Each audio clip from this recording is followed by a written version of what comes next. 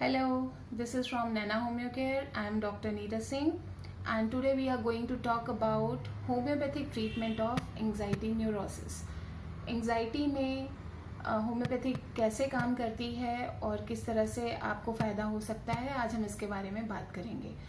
और हमारा चैनल आप सब्सक्राइब कर लें, जिससे कि जैसे जो भी हम एपिसोड्स लेके आते हैं regarding diseases, their homeopathic treatment and what dietary modifications you should do in if you are suffering from any disease, ये सब जानकारी के लिए please subscribe our channel. We have already discussed on anxiety neurosis in our past episode. एक past episode है, आप अगर scroll करेंगे तो you will find a complete episode on anxiety neurosis. So what does homeopathy exactly do? Homeopathy is actually highly effective and is recommended for treating different types of anxiety disorders. जो prescription है homeopathic medicine का anxiety neurosis का, वो इस पे base होता है principle of individualisation, जो कि बेस है होम्योपैथी का. So any prescription is based upon individualisation. जब इंडिविजुअलाइज करने के लिए जब हम केस लेते हैं तो जो पेशेंट का बेसिक नेचर है, उनका मेंटल स्टेट है, और जो सिम्टम्स हैं एंग्जाइटी के एट प्रेजेंट, उनका चाइल्डहुड है, जो पहले की हिस्ट्री है चाइल्डहुड के टाइम की, पास्ट मेडिकल हिस्ट्री है, और उनका जो at present social, personal, professional relationships हैं, उन सबको हम कंसिडरेशन में लेते हैं. And then a detail analysis is done with the help of repertorization before prescribing the medicines. जो भी हम मेडिसिन पेशेंट को देते हैं, वी टेक आर टाइम. बहुत प्रॉपर तरीके से केस टेकिंग के बाद, इंडिविजुअलाइजेशन करने के बाद हम मेडिसिन देते हैं. जब ऐसे मेडिसिन दी जाती हैं तो these homeopathic medicine act at a deeper level and help to treat the disease from its root. Initially अगर पेशेंट कन्वेंशनल ट्रीटमेंट में है, कन्वेंशनल ट्रीटमेंट यानी जो एंटी एंग्जाइटी ड्रग्स हैं या फिर एंटी डिप्रेसिव ड्रग्स हैं, स्लीपिंग पिल्स हैं, जो भी अगर ये पेशेंट काफ़ी टाइम से कंज्यूम कर रहा है, तो वी एडवाइज कि पेशेंट इनको कंटिन्यू करता रहे और धीरे धीरे उसको हम हटाते हैं, वीन करते हैं. क्योंकि अक्सर होता है कि अगर उनको हम इमीडिएटली स्टॉप कर देते हैं, सडनली स्टॉप कर देते हैं, तो विड्रॉल सिम्टम्स आ जाते हैं एंड पेशेंट और पैनिक में चला जाता है. ऑलरेडी वो एंग्जाइटी का पेशेंट है तो वैसे भी पैनिक एपिसोड्स जल्दी होते हैं. So this it is not advised stopping the conventional treatment immediately. So how does homeopathy exactly works? Homeopathic medicine gives relief to the patient in an anxiety state.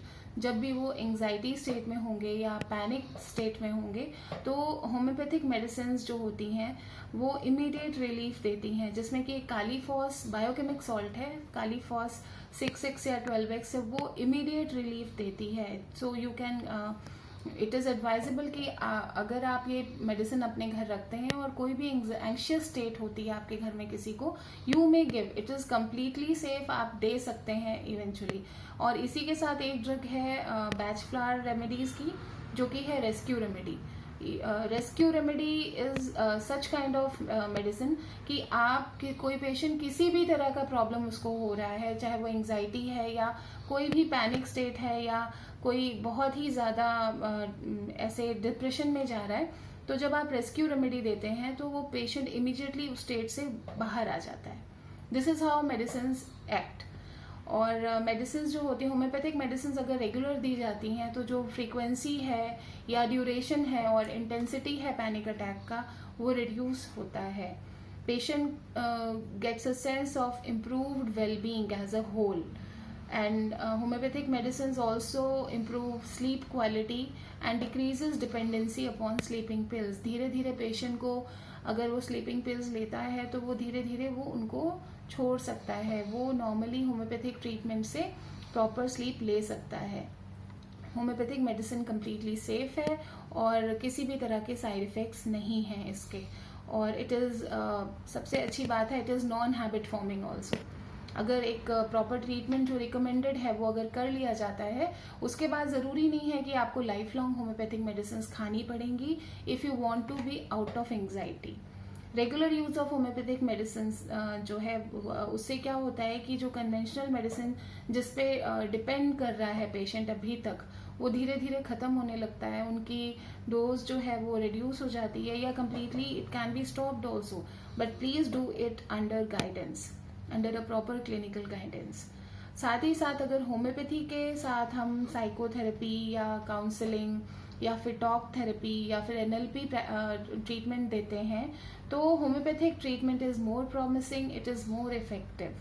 So patient is out of anxiety for immediate also and for further for future also.